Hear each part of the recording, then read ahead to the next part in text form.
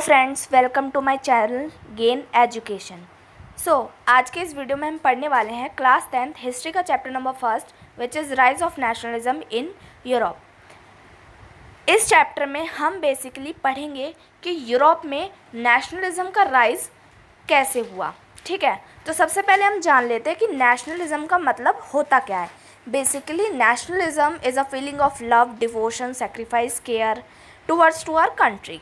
ठीक है, मतलब कि हम अगर हमारे अंदर नेशनलिज्म की फीलिंग है तो इसका मतलब है कि हम अपनी कंट्री के लिए पूरी तरीके से सर्व हो गए हैं, अपनी कंट्री के लिए हम सेक्रीफाइसेस कर सकते हैं और अपनी कंट्री की हम केयर करते हैं और उससे जुड़े हुए हैं।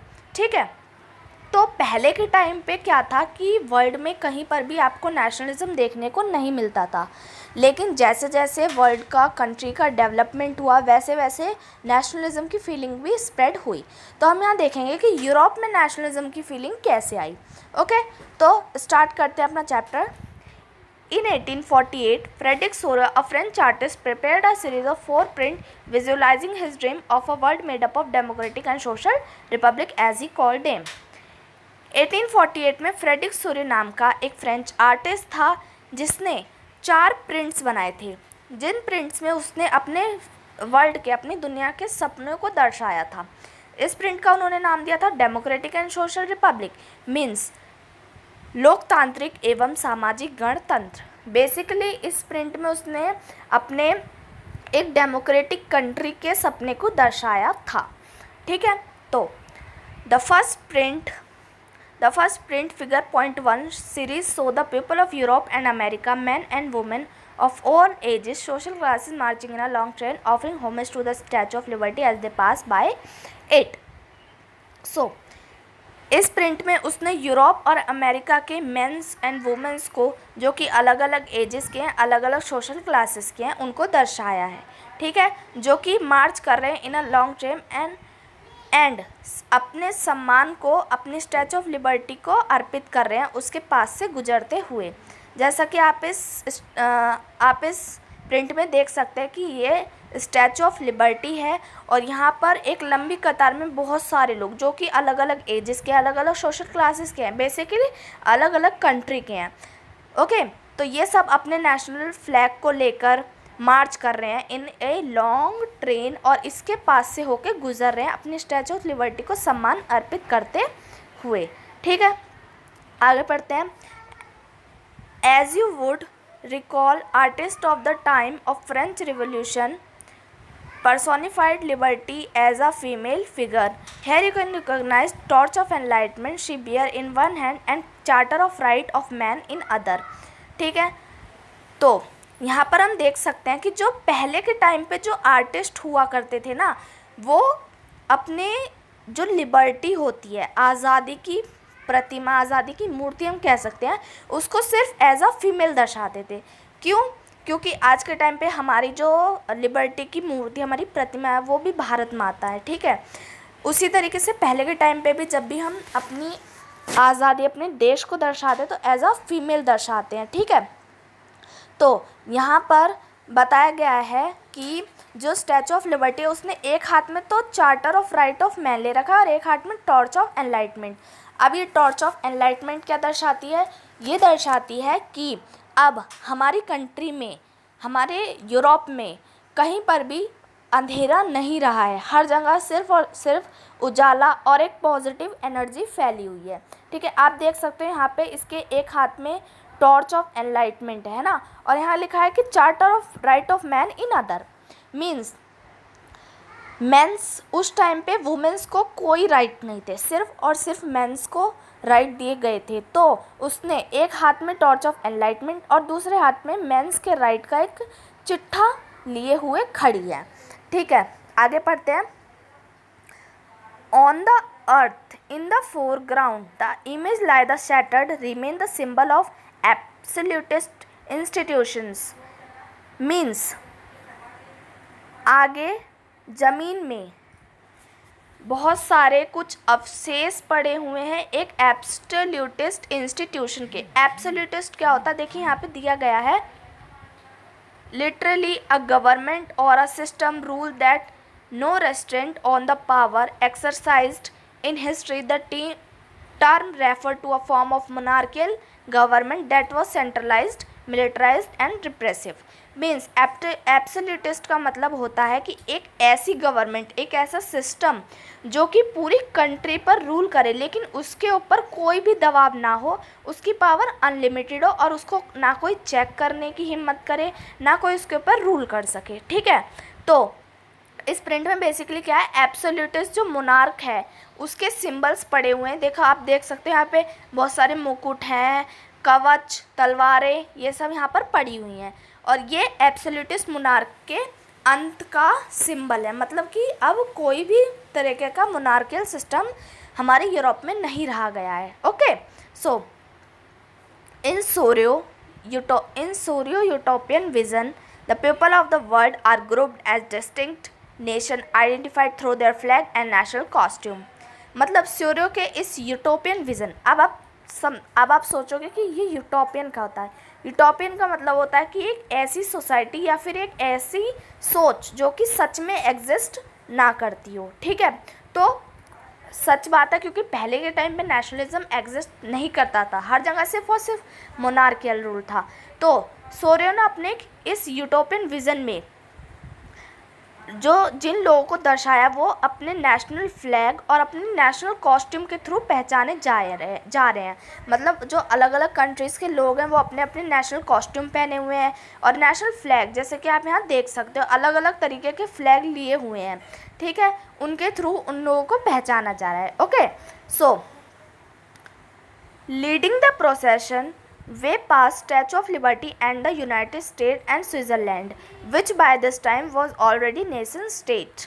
ठीक है, अब ये जो मार्चिंग हो रही है ये स्विट्ज़रलैंड के और यूनाइटेड स्टेट के थ्रू लीड करी जा रही है. क्यों? क्योंकि ये सब लोग उस टाइम पर नेशन स्टेट बन चुके थे. नेशन स्टेट क्या होता है? नेशन स्टेट मीन्स एक ऐसा स्टेट जहाँ पर एक ही भाषा बोली जाती हो, एक ही कल्चर को फॉलो करा जाता हो और सभी लोग एक दूसरे से जुड़े हुए हों. ठीक है, तो इस ऐसे स्टेट्स को हम कहते हैं नेशन स्टेट. ओके, तो आगे, France identified by the revolutionary tricolour has just reach the statue.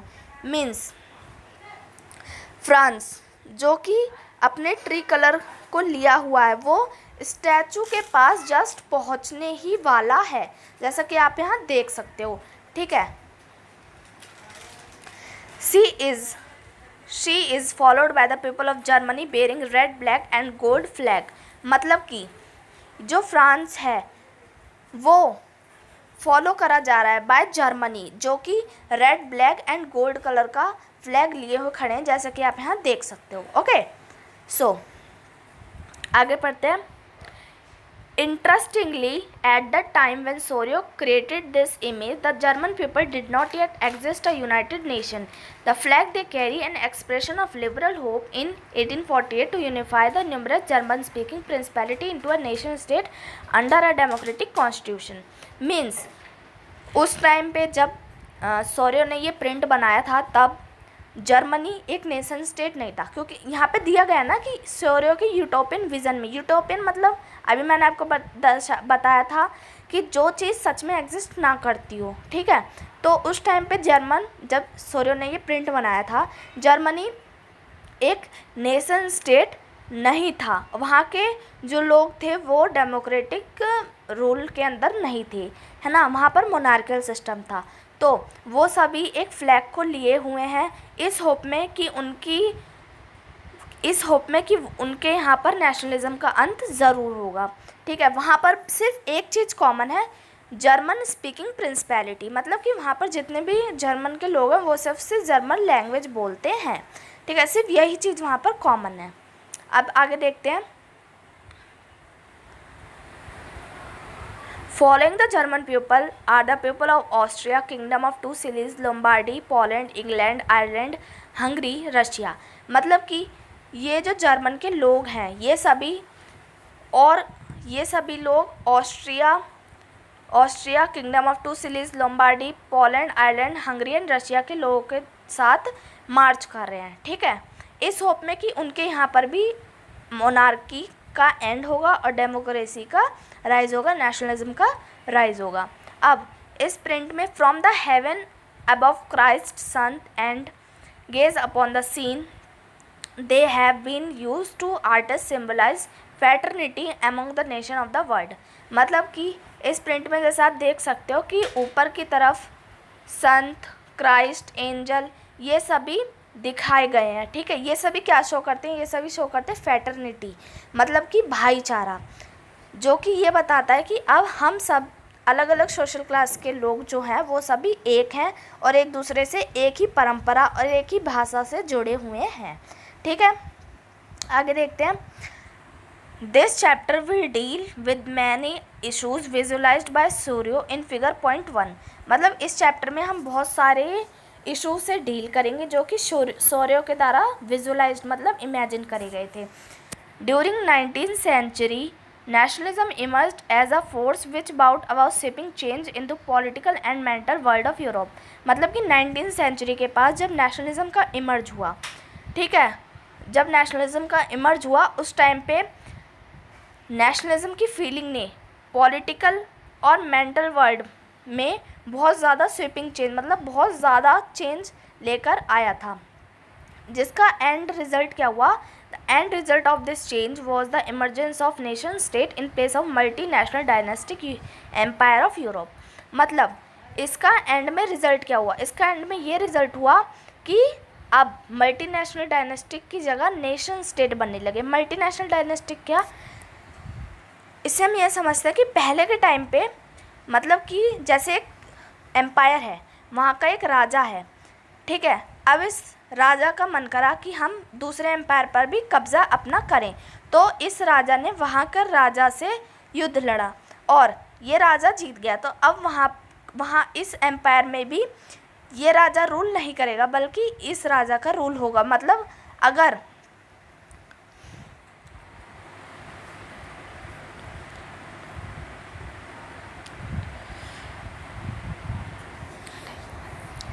मतलब कि पहले के टाइम पे अगर युद्ध होता था तो जो राजा जीतता था वही उस एम्पायर पे मतलब रूल करता था।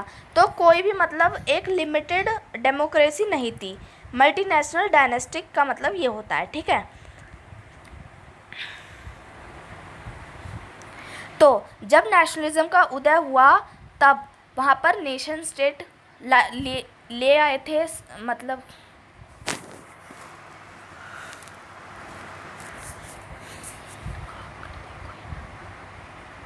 जब जब नेशनलिज्म का उदय हुआ तो वहाँ पर नेशन स्टेट आ गए in the place of multinational dynasty.